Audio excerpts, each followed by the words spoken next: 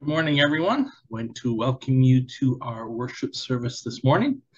My name is Pastor Dan, and I'm the pastor here at Rexmont EC Church in Rexmont, Pennsylvania, the southern end of beautiful Lebanon County, Pennsylvania. I want to welcome you to our service today. This weekend is Labor Day weekend, so it's the end of our summer potluck series. Starting next week, we are going to be starting our fall sermon series, and I've decided to look at the book of James. It's going to be a 12-week series, actually 13 weeks, because one of those weeks we're going to take off and do a missionary Sunday. But basically, it's a 12-week series, and we're going to really dig in and find out, what does James mean when he says we are to be doers of the word? How do we live out our Christian life? So I encourage you, if you are able, to come and be a part of that sermon series starting next Sunday, September 11th, 2022. So you are more than welcome to join us. Today was, like I said, is our last of the potluck summer series. And interestingly, I had a request by someone to do something on King Saul. And so I started working on the sermon and got the sermon where I wanted it to be. And then I looked at what they had requested, and I completely missed that part in the Saul. But as I looked through it, I noticed that just in a couple of weeks in James, we are going to talk about this, about what it means for God to not be involved in evil. The author of evil. And so I'm gonna circle back and talk about Saul again there. So this is kind of a good introduction, I guess, to our fall series on the book of James. Today we're going to look at the rise and fall of King Saul. Now, when I was growing up, one of the things I always loved to do was to go on family vacations. They're so much fun, creating family togetherness, and creating memories that last a lifetime. My most favorite vacations growing up was always when we went down to the ocean at Mombasa, and Dad would sign us up for a hotel, or we'd rent a house for a week or something like that, and off we go. It took about 10 to 12 hours of driving to get from where we lived down to Mombasa, to the hotel. And if we drove, depending on the quality of the roads that particular year, a little bit longer if we took the train down. That was always fun too. It was a night train, so we'd get on in the evening and have supper and such on the train, and then go to sleep and wake up the next morning, and you're heading into Mombasa. All that family time was fun. But if you've traveled any length of time as a family, you know that it's really just a matter of time before it begins. Okay, first of all, us kids start to squirm and wiggle, and soon mom and dad hear, "Stop touching me. I'm not. You're touching me. You're on my side. This is my side. Mom, he took my toy. I had it first. No, you didn't. Yes, I did. Dad, he's looking out my window." And on until mom and dad have had enough, and the threats begin. "Don't make me stop this car. If you don't straighten up, I'm turning around." And then, of course, my favorite is when dad's driving and he's trying to swap the kids in the back seat, and we're all, pushed up as far as we can get away from the swinging arm. And after that, all problems get sorted out. We then can pull out of the driveway and start our journey. in a lot of ways, life is like driving a car. As you drive, you keep your eyes on the road to know what's ahead of you, and where you're going, and things like that. You also have to keep your eyes on the instrument panels to know what's happening right now, your speed, your mileage, any warning lights that pop up or anything like that. But the cars also have mirrors, and one big mirror over the center and two side mirrors off each side, so that you can look behind you and see what was going on, what's happening behind you. Basically look into the past. And just like driving a car, life is like that. We look forward, we're observant of what's going on around us right now, but it's always wise for us to look back into the past. And the philosopher George Santayana said, "Those who do not learn history are doomed to repeat it." The Bible tells us, in reference to the history of the Old Testament, particularly the history of Israel, that the events that took place are to be an example for us so that we don't repeat their folly. The Apostle Paul writes in 1 Corinthians 10 in reference to Israel's history. He says, "Now these things occurred as examples to keep us from setting our hearts on evil as they did." And it goes on to say in a couple of verses later, "These things happened to them as examples and were written down as a warning to us." So they're great life lessons that can be found by studying the lives of those who lived during the time of the Old Testament. We've already studied a couple of Old Testament people this summer series, Ehud and Gideon and some others. And today what we're going to do is we're going to look at some of the events around the rise and fall of Israel's first king, King Saul. His story is found in the book of 1 Samuel, and we're going to start around chapter 8. And so if you want to turn there, you can. And we're going to be basically looking at passages of scriptures from 1 Samuel chapter 8 through 1 Samuel chapter 15. So feel free to put your bookmark in there now and hold on to it. Saul lived about 1,000 years before Jesus, and he took over as king of Israel when he was 30 years old. And the Bible says he reigned for 40 years as kind of a warrior king who would rescue and deliver Israel from her enemies. Like I said, these are... Oh, I guess same paragraph in here twice. King Saul's wow, those two paragraphs. So let's dig into King Saul and see what he has for us today, the rise and fall of King Saul. And we pick up our story in 1 Samuel chapter 8 as the elders of the tribes of Israel assemble before the prophet Samuel. And basically what they're doing is they are demanding a king to rule over the people. 1 Samuel chapter 8, verses 4 to 7.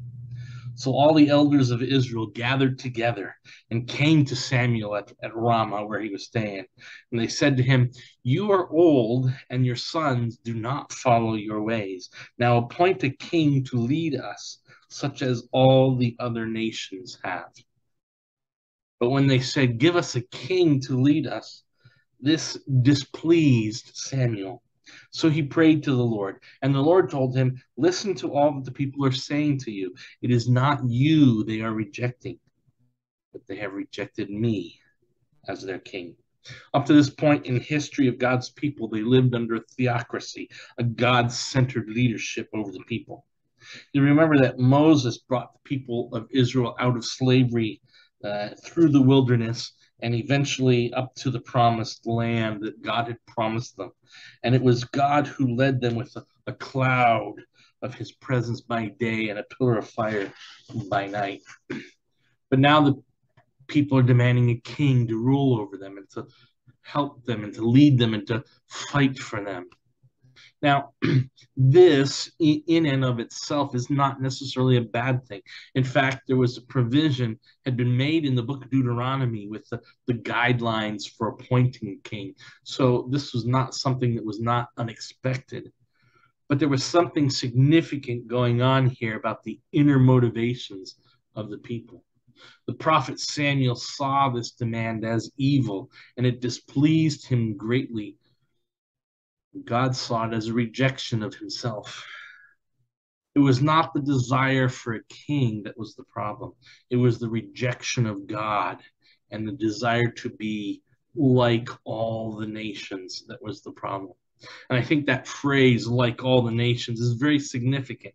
And I think it gives us insight into the inner motivations of the people. The people wanted to move from that theocracy, that God-centered leadership, to a monarchy, to a man-centered leadership. This was a step down, a move away from God, and a move towards the ways of the world. They wanted to be like all the other nations. God calls his people, however, to a higher standard.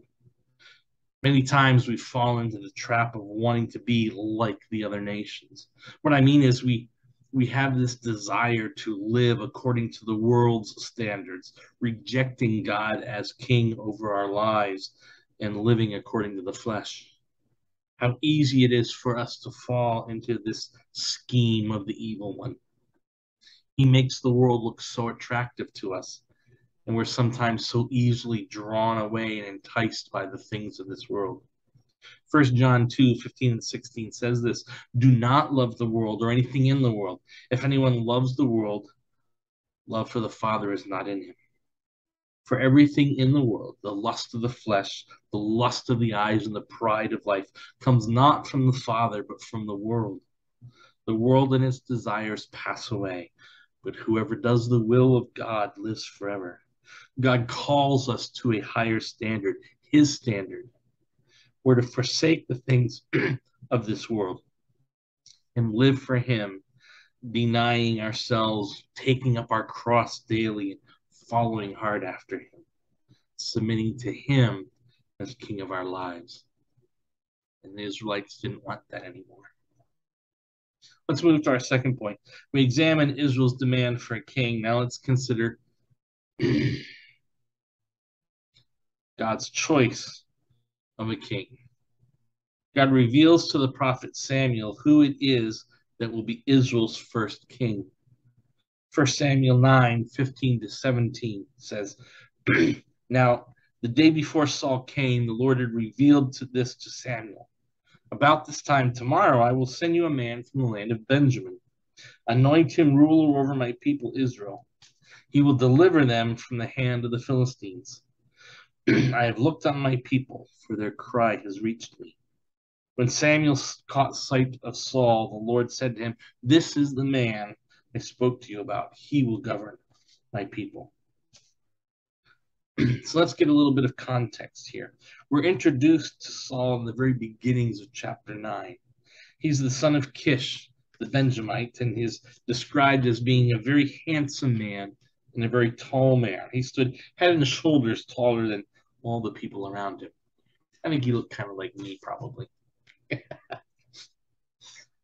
Now, Saul's father's donkeys had gone missing. So Saul took one of the servants to go and search for them. And according to 1 Samuel chapter 9, verse 4, they had traveled some distance and spent quite a bit of time searching for the donkeys. And now Saul is afraid that his father is going to start worrying about them instead of the donkeys. So he's ready to go home and just write the donkeys off. But the servant has one last idea. There's a prophet, a man of God in the city. He says, let's at least check with him and see. You see the beauty of this? Saul is about to miss this opportunity. He's ready to go home. But no, let's try one more thing, says the servant.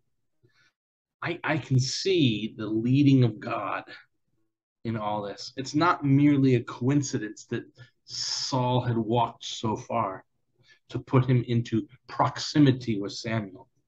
God is leading Saul to a divine encounter. He'll be chosen by God and anointed as king over the people.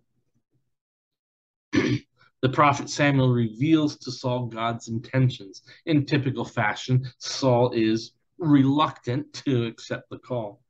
Verse 21 in First Samuel chapter 8. Am I not a Benjamite from the smallest tribe of Israel? And is not my clan the least of all the clans of the tribe of Benjamin? Why do you say such thing to me? Here's that tribe of Benjamin issue we looked at a couple weeks ago with Ehud, the left-handed judge. It's been about 200 years since Ehud had complained about the same thing, that the Benjamites were looked down on as a tribe. Not much has changed in 200 years. Samuel tells him, though, God is calling you. And Saul says, you got to be kidding me? Really? Surely not me. You got to have the wrong guy. In fact, when it's time for his public coronation, Samuel turns around and says, ladies and gentlemen, I'd like to introduce to you Saul. And Saul doesn't come out. Looking around, where did Saul go? And they find him hiding in the luggage area. They had to go find him and practically drag him out in front of the people in order for them to accept him as their king. That sounds kind of familiar, doesn't it? Think of Moses in the burning bush. Who am I? They won't listen to me.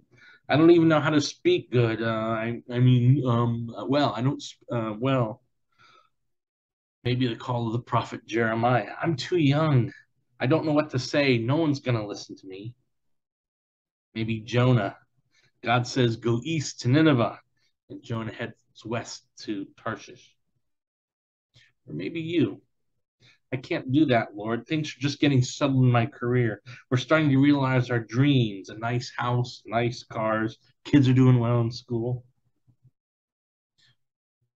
But when God calls you, what will your response be?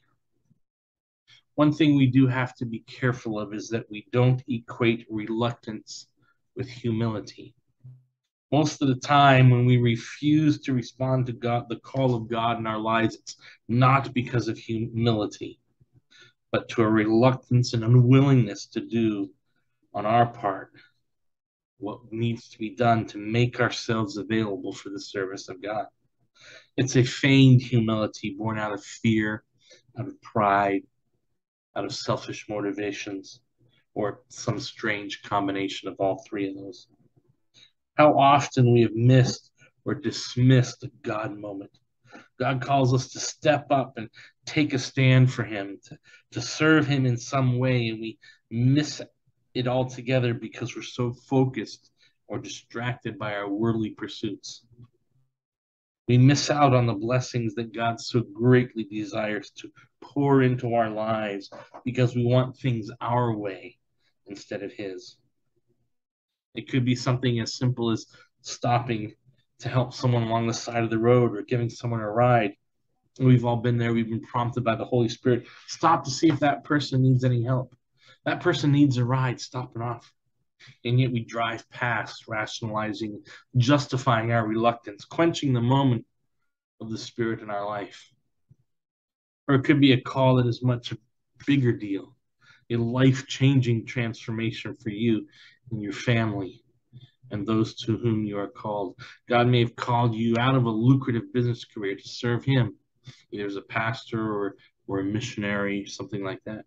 No matter how simple or complex the call of God is in your life, don't quench his spirit. Be assured of this, he is calling. The question is, how will you respond? Let's fast forward into King Saul's reign to a couple of events that bring about God's rejection of the king. These events are recorded in 1 Samuel chapter 13 and 1 Samuel chapter 15. Both have to do with Saul's disobedience to a direct command of God. Saul was a warrior king, and God specifies that Saul would deliver his people from the oppression of the Philistines. And this is what's taking place in the 13th chapter. Saul is ready to wage war against the Philistine army, but he's been told by Samuel to wait 7 days until Samuel would come and offer sacrifices and pronounce the blessings of God over the warriors of Israel. And as he waits, the men of Israel grew more and more fearful, and many began to flee in fear. Although he waited for the seventh day, he did not wait until Samuel came on that day.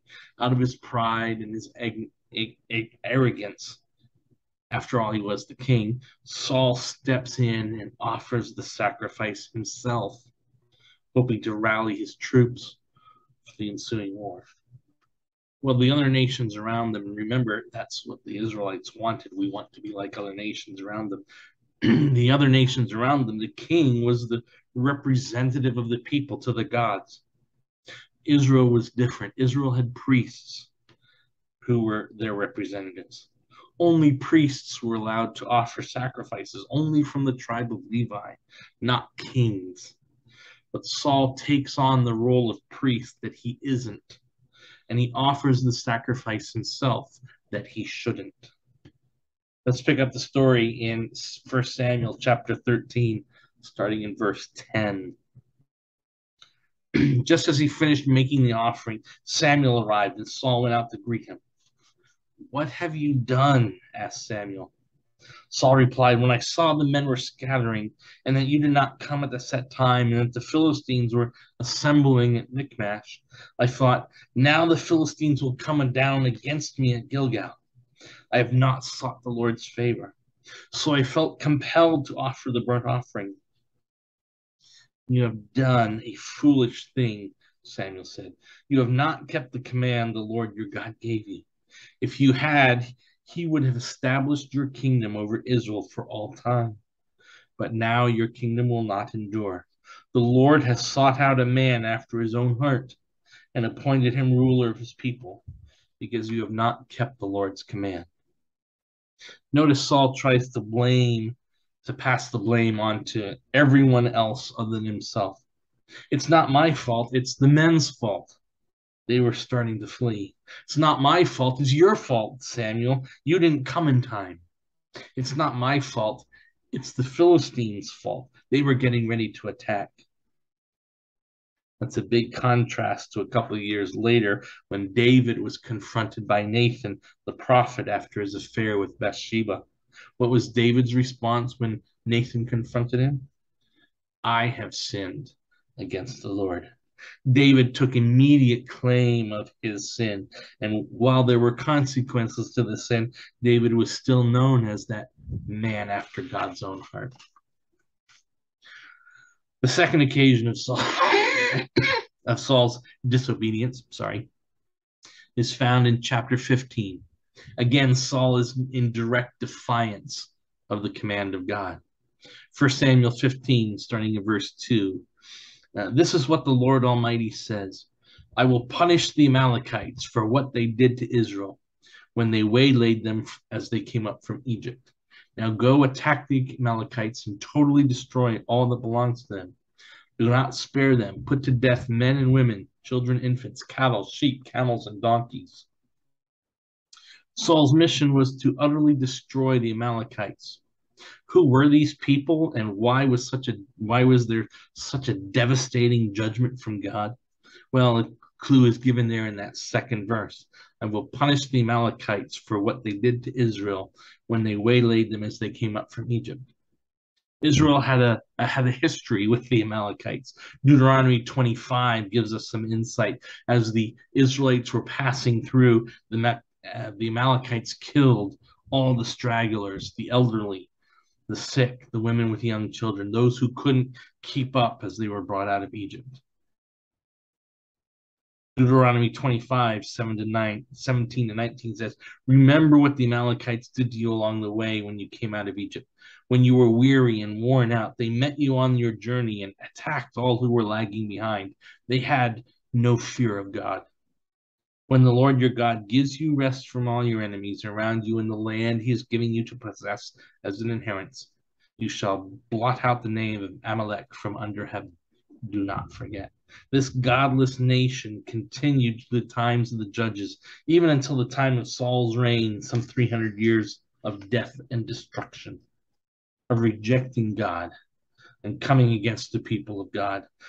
The Amalekites, in their persistent refusal to fear God, sowed the seeds of their own destruction.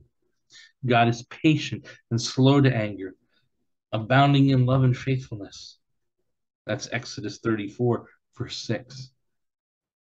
But verse 7 says, he nevertheless does not leave the guilty unpunished.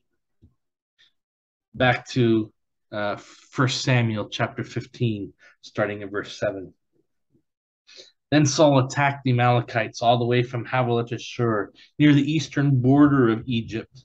He took Agag, king of the Amalekites, alive, and all his people he totally destroyed with a sword. But Saul and the army spared Agag and the best of the sheep and the cattle, the fatted calves and lambs, everything that was good. These they were unwilling to destroy completely, but everything that was despised and weak they totally destroyed. Then the word of the Lord came to Samuel. I regret that I have made Saul king, because he has turned away from me and has not carried out my instructions. Samuel was angry and cried out to the Lord all that night. Early in the morning, Samuel got up and went to Saul, but he was told, Saul has gone to Carmel. There he is setting up a monument in his own honor, and has turned and gone on down to Gilgal. When Samuel reached him, Saul said, the Lord bless you. I have carried out the Lord's instructions. But Samuel says, what then is this bleating of sheep in my ears? What is this lowing of cattle I hear?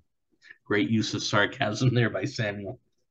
Saul answered, the soldiers brought them from the Amalekites. They spared the best of the sheep and the cattle to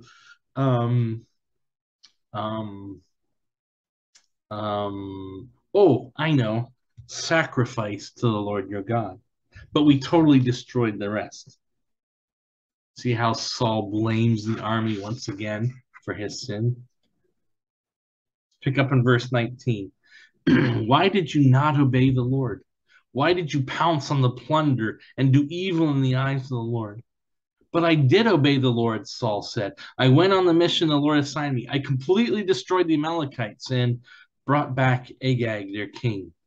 The soldiers took the sheep and cattle from the plunder, the best of what was devoted to God, in order to sacrifice them to the Lord your God at Gilgal. Interesting phrase there. Did you catch it? The Lord your God. Lord doesn't seem to be Saul's God anymore, does he? In any case, Saul did not fully carry out the command of God. He captures the king of the Amalekites and takes the best of the livestock as spoil, all in direct defiance of God's command. Now, of course, he gives Samuel what he thinks is a good excuse. The choice livestock were taken in order to sacrifice to the Lord. But Samuel rebukes Saul and reveals to him that God has rejected him as king because of his consistent disobedience. It's in this rebuke that we find some important applications for our lives. 1 Samuel chapter 15, verses 22 and 23. But Samuel replied, does the Lord delight in burnt offerings and sacrifice as much as in obeying the Lord? To obey is better than sacrifice, and to heed is better than the fat of rams. For rebellion is like the sin of divination, and arrogance like the evil of idolatry. Because you have rejected the word of the Lord has rejected you as king.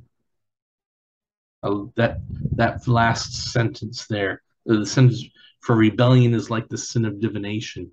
So Saul has rebelled against God, and it's just as if he's practicing witchcraft. Arrogance like the evil of idolatry. What had he just done? He just put up a statue to himself. That's idolatry. That's arrogance. The key lesson for today is found in that verse 22. It says, to obey is better than sacrifice.